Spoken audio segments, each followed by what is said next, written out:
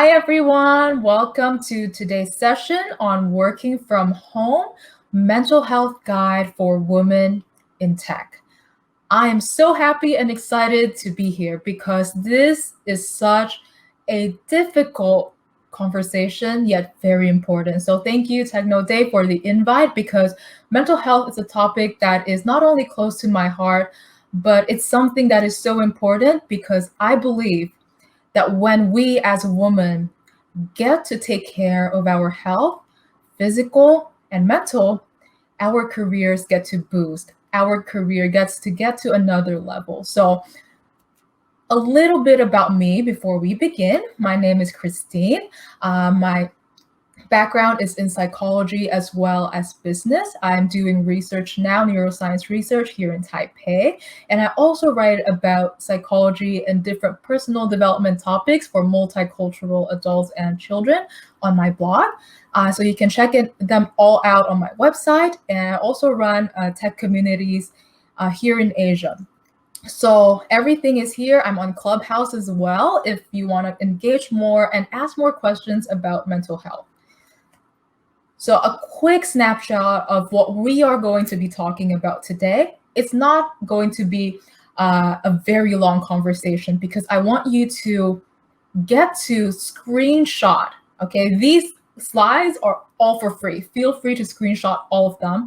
I want you to screenshot and digest them after the talk because mental health is a conversation that's best for longer reflection. So it's going to be this talk will be 20 to 40 minutes. In the beginning, we will first talk about why this conversation is important and some disturbing research on the implications of COVID-19 restrictions on us as women. And in the second part, which I will emphasize more, are practical tools that you can take away. So feel free to tag and screenshot these slides so I can see you and that we can engage more on the different platforms. To begin, here is a slide that you get to screenshot mental health helplines. Although I will be sharing a lot of useful tips for us today. If you do need to seek professional help, I would love for you to screenshot this and to share maybe to your friends and loved ones as well. So let's begin. The elephant in the room, right? Why mental health for women in tech? Why not just mental health in general? Is there really a difference for us women? So in this month's Women History Month, I want to tell you guys that yes, you guys, us, we as women, our mothers, our grandmothers, we are heroes, really, because the female gender is very different. Although, yes, we get to work very similarly, and today's society allows equal opportunity. There are still some differences biologically that get to affect us because mental health is not just about the brain, guys. It's also about our hormones, right? As us as women, you know that time of the month. I mean, this session is more intimate, it's more personal. So forgive me if we get to talk about this, right? We have once a month a disturbance in our bodies, right? So these things do affect us, how we work, and different mental states. So this is a research that was published last year from mainland China. They have a lot of data, and they found that the restrictions in China significantly impacted the woman in China more compared to male. So this is a question, the question of why is open for discussion. But personally, as someone who does research, I would say that this is because of course, different gender roles and of course, cultural roles that's implicated on these women. So to narrow it down more, why single out women? It's because of our biology. So if there's any expecting mothers there or postpartum, you would understand this is a very tough time. Very, very tough time because when we are in this stage of child rearing, we have work, we get to work. And not only that, our emotions go all over the place, right? So sometimes you're coding and then your stomach will stop hurting. start hurting, and it's difficult to focus and work. And this is all very natural if you are experiencing this right now. So this is another research based in Canada.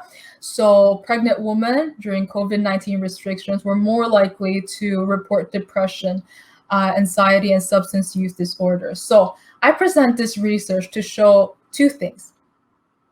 Number one, there is a difference for us women. And so this is an invitation that we get to be more compassionate with ourselves, because mental health, we cannot will ourselves to work. It doesn't mean that today we say, okay, I'm going to be productive today.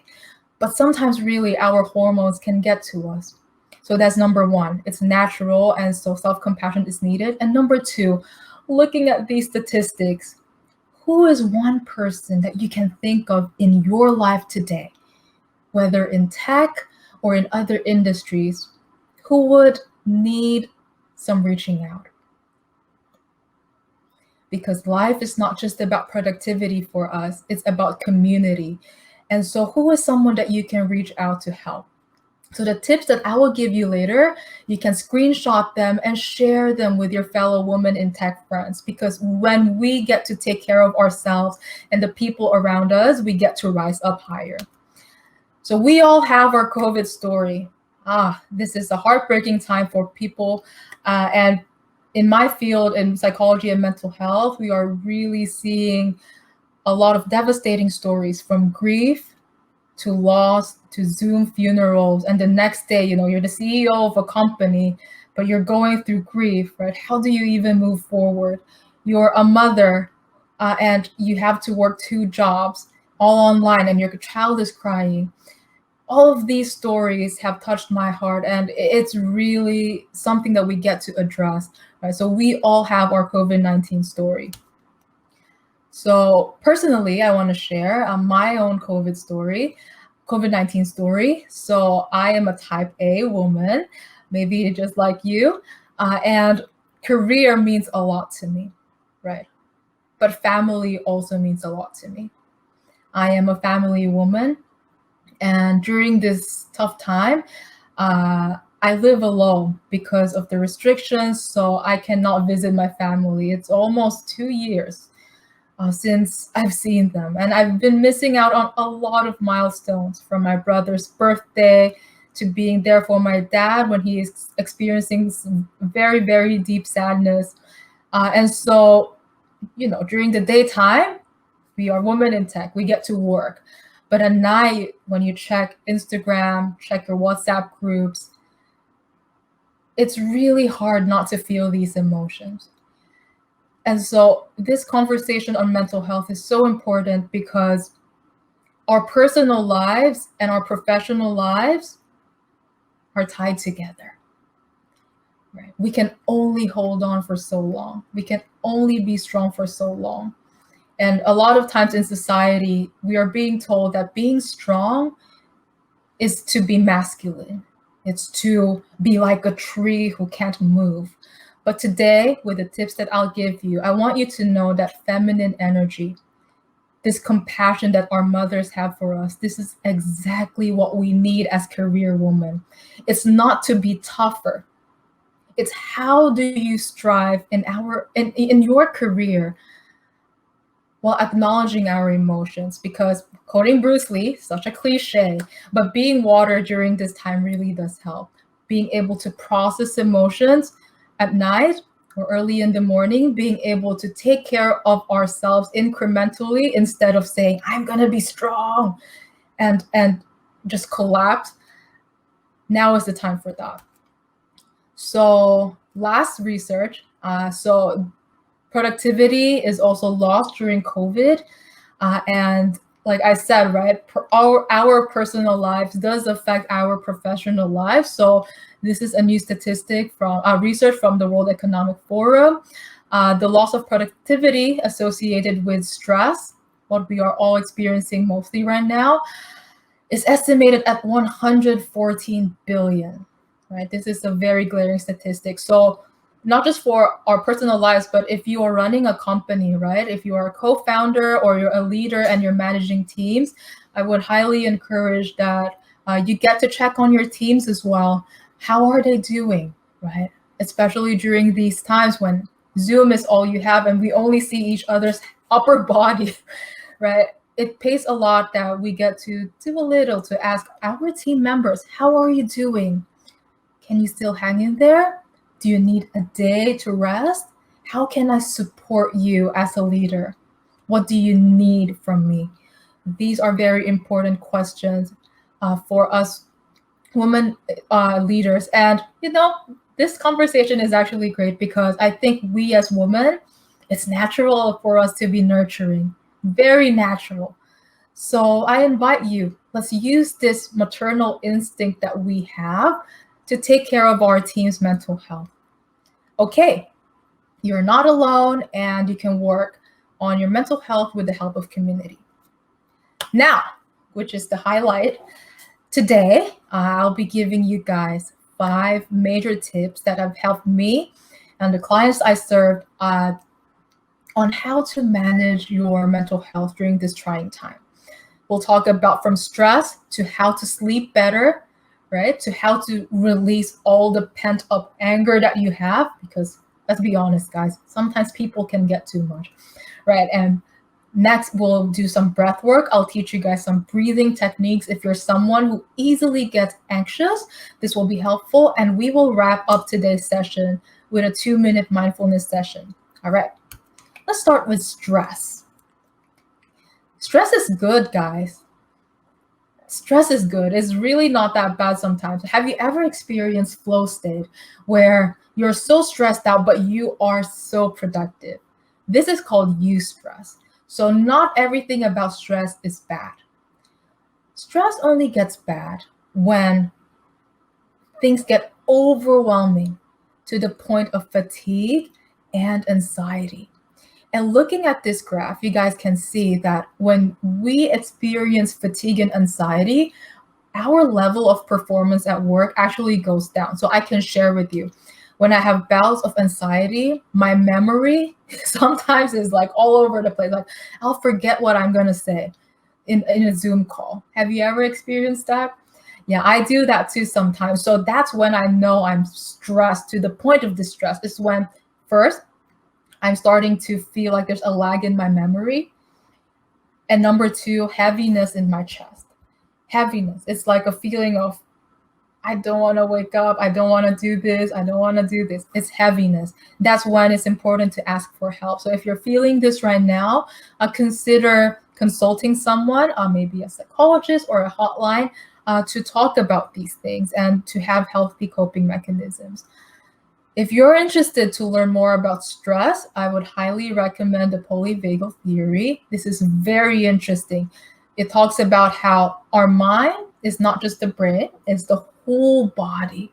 And so when we are stressed out, like really distressed, what happens in our body is it activates the sympathetic nervous system. I know this is not going to get very technical. So just two technical terms, sympathetic and parasympathetic. Okay, sympathetic is when you're so stressed to the point that your body fights, flies, or freezes. That is our natural response to stress. So that is when we are the least productive, right? And so during these times, we get to activate the parasympathetic nervous system, which allows us to calm down. So now I'm going to teach you some ways that you can calm yourself down. So to activate the parasympathetic system, it's important to move. Movement, not just thinking. We cannot think our way through stress. It's the worst time to think. So what are some ways? 3 things. Number 1, walk. If it's possible, if restrictions allow, walk, even just 15 minutes a day. That will be very, very helpful just to integrate that into your life. Number 2, dance. Dance.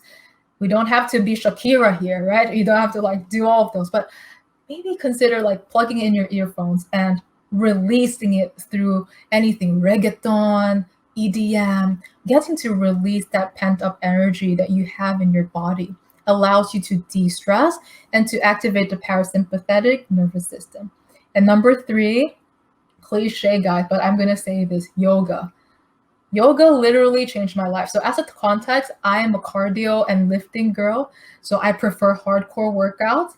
But yoga literally changed my life because in my job, it's all like I have to stare at the computer all day. So it's really, really stressful. But yoga allows me to release everything and to flow and be in my body. What's good about yoga is it's all free. So I usually just watch the free videos on YouTube, and it's like 15 to 60 minutes. So three things: walk, dance, yoga. Okay, so now this is a slide for you to think about. What one activity can you add or remove in your life that will help you regulate your stress? So add maybe one of the three things I mentioned, or anything you can think about, or remove something in your life that's overly stressful, that's also very useful. What can you remove? It can be people sometimes. We need to set boundaries. Maybe sometimes it's removing certain food from our lives that you feel that whenever you eat it, you get stressed. Maybe it's time to consider that. So this is something that you can do. So mental health is very personal. So you know you more than I know you. So what will best fit you, right? Okay. Number two, sleep. Oh my goodness, guys. This is such a big conversation because especially for us type A women, when we are working so much, sometimes before we sleep, we still think about work that it's so hard to fall asleep. And today I'm not gonna talk about how important sleep is because we all know this. We need 7 to 9 hours of sleep. But the question is, how do we actually fall asleep? And if we do fall asleep, how do we sleep deeply? So good news, there's a lot of research now, a lot of funding on sleep psychology, on how to sleep better and everything. So here are 12 tips that I've gathered for you guys based on the years of research on sleep that will hopefully help you to get to sleep better at night so you can wake up refreshed. So please do screenshot this. So I'll highlight a few things. Number one, temperature is very, very important because we are biological beings and our bodies fall asleep depending on the temperature that we're at. So studies in the United States show that the best temperature for sleep is at 65 Fahrenheit. But for those who are not in Fahrenheit, please help me convert this to Celsius.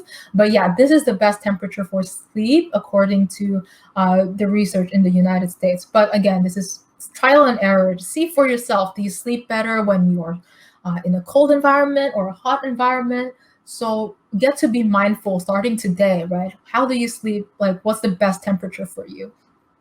Number two, utilize scent. This is one of the things I love. Our nose, our sense of smell directly correlates to the brain. And so what we want to do here is to bring our body through scent to a state of relaxation. So you can use different scents from eucalyptus, peppermint, to lavender, and just rub a bit below your nose or here on top before you sleep. And that's very helpful. And number three, use a weighted blanket. This is especially helpful for us who usually or easily gets anxious. Weighted blanket helps us feel a sense of safety. It allows us to sleep. So this is a lot of tips. So just screenshot them and review them in your free time. So again, one action step. Which of the 12 tips can you execute on today? You don't need to do all 12 of them, right? Just pick one that's very easy for you to work on. Number three, very important for our mental health, is anger release. Oh my goodness. Anger. Okay, I'll share. Anger is very difficult for me because I grew up in a Taiwanese culture, in a Taiwanese household, where I'm told that as a woman, I need to show gentleness, politeness, and I cannot be angry. So depending on your culture, but if you can relate with me, anger is something that sometimes I do feel shame about because I feel like I cannot be angry. But one thing I learned from one of my mentors, who's a psychotherapist, he told me, Cristine, anger is healthy. And if people cannot take your anger, they're not the right person for you. Right? This is pertaining to our lovers, right? Because sometimes we do turn into a very crazy person when we're angry. So, but it's important to be able to say to ourselves and not shame ourselves for being angry. So Here are 6 anger release tips that will help you manage anger better. And not always of releasing are healthy. I think that's the part that our society tells us not to do, like slamming cars and everything. I hope us in the audience today, we're not like that. So, of course, I don't think we're like that. But healthy anger release is so integral for our mental health, because if we don't do it, it pents up in our bodies and it shows up physically. So 6 tips, again, feel free to screenshot this. One of my favorite tips is screaming. Screaming. And this is wonderful if you live in the countryside, because you can scream out to the void. But if you're like me, who lives in the center of Taipei City, and if I scream, I feel like the police will take me out. So how do we scream if we live in the city? Use a pillow. Yeah, use a pillow. Scream to the pillow. Like, cover your head on the pillow. Yeah, it looks very funny, but it really works. Just scream it out. Another thing I love to do is dancing and working out, listening to rock music. So how about you? What are some things that you can do? Now, the next slide is something that's uniquely for anger, is if you're a mom, how can you help your kid control their anger? So this is something you can screenshot as well if it may be useful. An angry thermometer helps, like having a thermometer at home that says how angry you are, and then show it to the child whenever she or he is angry, and letting your child point to the chart, right? Where am I now in my anger level? That would help your child get to manage their anger better at home. And you get to be aware too when your child is angry. So this is a very useful tool. Not lecturing. This is so important when our children, they're angry, to not tell them to not be angry.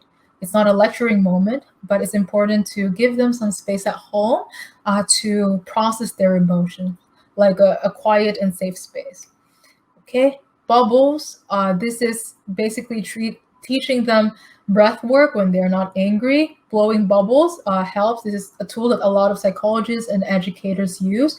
Is because when you're blowing bubbles, you get to learn how to regulate your breath, which is very important when it comes to anger management. So being able to teach your child to breathe properly through tools like blowing bubbles, being able to go to a safe space would help. So if you're interested to learn more about this, there are a lot of resources online, are all for free. Just search like bubble activity for kid anger management. They're all there. So again, what's one action step that you can do whenever you feel anger bubbling up? In my situation, I find it most helpful when I get to strategize before I get angry. So this is just like running a business, right? It's called risk mitigation, but for our personal mental health, right? So what's one thing that you can do when you feel anger bubbling up? Personally, for me, my own strategy is breath work, which I'll do in the next slide. Whenever I feel angry, so that usually shows in my chest as well, in my head, it starts hurting. That's when I know I'm angry. And I start doing my breath work. So for you too, like, what are the signs that you are getting angry? Because it shows up differently for different people. Some people, they don't have the appetite to eat. Some people, they start screaming at people. So what is your way of getting angry? That's the first step. And then now create some risk mitigation strategies. So that's that. And now we're down to our last 2 tips. The last 2 will be more interactive. So you can rewatch this video after to do it if you're not in the space right now. Maybe you're working, you're driving, but if you are in a space now that you can do these activities together with me, that would be best. So breath work is so important. So in Chinese medicine, we talk about qi, like qi gong, if you guys have heard of it. Breath is the pathway to our whole body. It's something that we can control, right? So our heartbeats, we cannot control it, but our breath we can. And it's very powerful, because when you control your breath, you control your entire body, from your mental state to your sleep, to your emotions, to how you respond to people. So now get on a comfortable position And I want to help you guys learn how to do a breath work activity called box breathing technique. This is a technique used whenever you feel, number one, stressed, angry, or anxious. Being able to stop overthinking by tuning into your body. All right, sit in a comfortable position. Okay, now we will start with exhale. Notice that when you exhale, your stomach will go in. It actually contracts. So let's do it together. Exhale.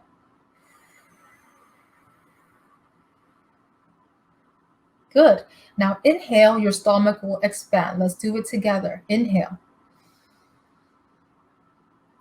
All right. Again, exhale, stomach in. Good. Inhale, stomach out. Perfect. Box breathing is the 4-4-4 technique where you breathe like you're drawing a box. So we're going to exhale first for 4 seconds, then we're going to inhale for 6 seconds, and then we're going to exhale. 4, 6, 4. We're going to exhale again and then inhale. All right, let's do it together. Exhale. 2, 3, 4. Pause and inhale for 6. Inhale. 1, 2, 3, 4, 5, 6. Exhale. 1, 2, 3, 4. Pause. Inhale. 1, 2, 3, 4. One more time. Exhale. 1, 2, 3, 4. Pause and inhale. 1, 2, 3, 4. Now let's exhale for 7 seconds. Exhale, go. 1, 2, 3, 4, 5, 6, 7. Okay, good. So this is a technique. Do you feel calmer now? I do, right? So, but this is a technique that you get to have in your back pocket, making it a default behavior whenever you feel like stress is coming out. Remember, exhale first and then inhale. And I would recommend at least do it 10 times. So inhale, exhale 10 times. And after that, I promise you guys, your body will get into a calmer state. So box breathing, if you're interested, there's a lot of videos I would recommend on YouTube, like Wim Hof breathing method, to help you regulate your breath.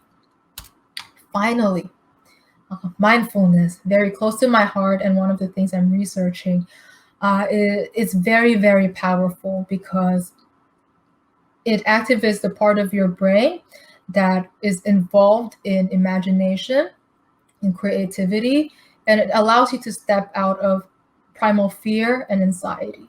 So now we are going to do a very, very simple visualization exercise that will support you in feeling calmer. And if you have headphones on, that will be great. And if you're interested to learn more about mindfulness, you can follow me on Instagram because I post a lot there on that and on my stories. And there's also a lot of resources on YouTube. All right, let's get started. So this will take around 3 minutes. So close your eyes. Inhale. Now exhale first. 2, 3, 4, and inhale. One more time. Exhale.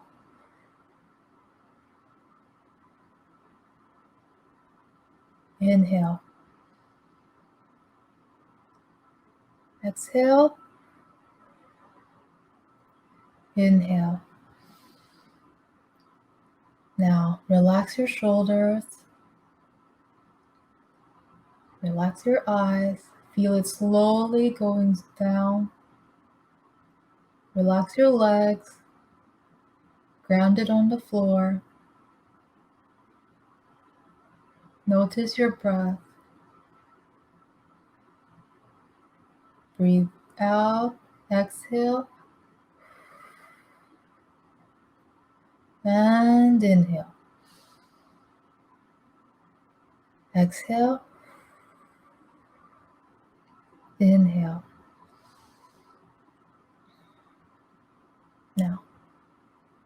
want you to imagine yourself 3 years from now.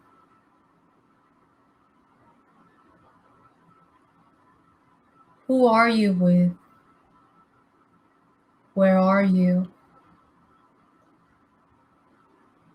Imagine doing what you want to do, your dream job,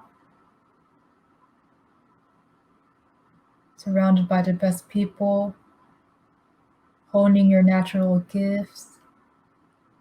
Be vivid in your visualization. What can you smell? Maybe it's your morning coffee. What can you see? What can you hear? What is around you? Now I'll give you a minute. Visualize your perfect future 3 years from now. Begin now.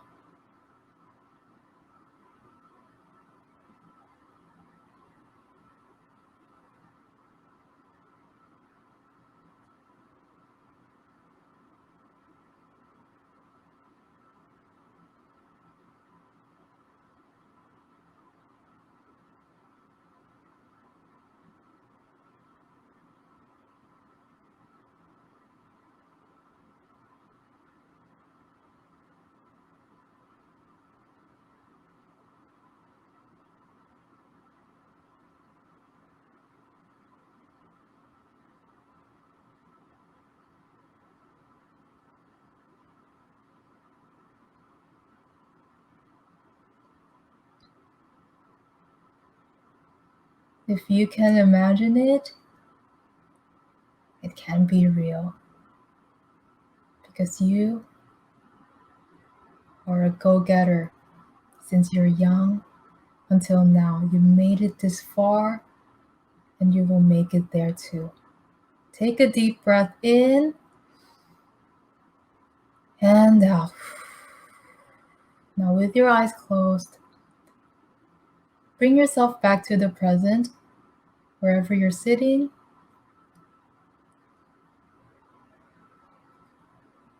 And imagine a fog or clouds surrounding you. That is the stress that you're feeling right now, all the things that you're thinking about. Perhaps the color is black. It's surrounding you and causing you a lot of stress, whatever it is. Now, I want you to imagine a gold light from the sky in front of you, shining. That light is what could be, what should be, and what's already planned. That light is love. That light is hope. That light is strength. That light is the future of when all the problems are solved. Slowly walk into that light and imagine the dark fog leaving behind you. Sit there gently for a bit. And now I want you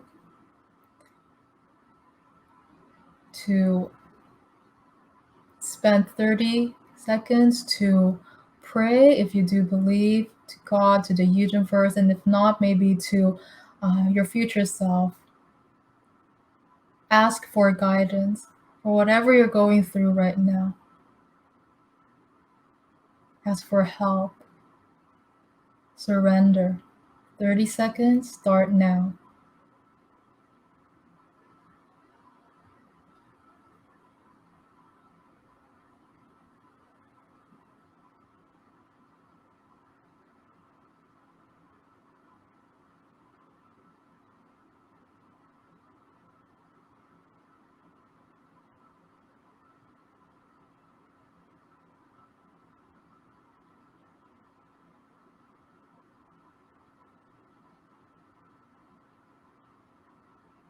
Wonderful. Now slowly following my voice, slowly move your hands, roll your shoulders, and now blink the eye open. Welcome back. You just experienced the power of the brain to go in different states. That's what mindfulness does. And imagine if you do this every day or even once a week to reset yourself. There's a lot of resources on YouTube, and you can also follow me. Mindfulness helps and it works. And with that, thank you everyone for listening to this very different talk on the topic of mental health. And I wish you peace, calm, and hope to see you guys in person. And do reach out if you're experiencing something that you want to talk about on my Instagram, Twitter, or join us on Clubhouse. All right? Thank you, and it's a pleasure to be here.